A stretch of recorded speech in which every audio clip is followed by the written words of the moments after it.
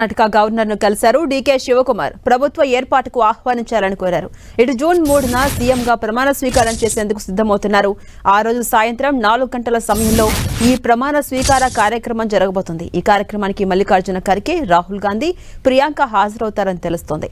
అంతకుముందు జరిగిన CLP meeting లో సిద్ధరామయ్య చేసిన సేవలను నాయకులంతా కొనియాడారు. అనంతరం కొత్త సీఎంగా డీకే శివకుమార్ పేరును సిద్ధరామయ్య ప్రతిపాదించగా సీనియర్ నేత పరమేశ్వరన్ బలపరిచారు. మిగతా ఎమ్మెల్యేలంతా ఏకగ్రీవంగా డీకేకు జై కొట్టారు.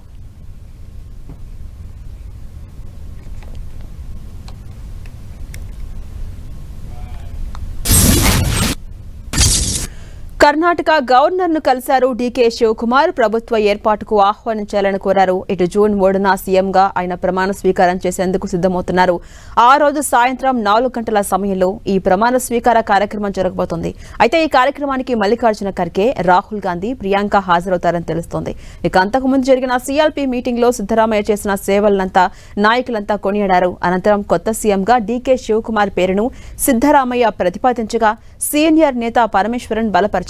ఇక మిగతా ఎమ్మెల్యేలంతా ఏకగ్రీవంగా డీకేకు జై కొట్టారు.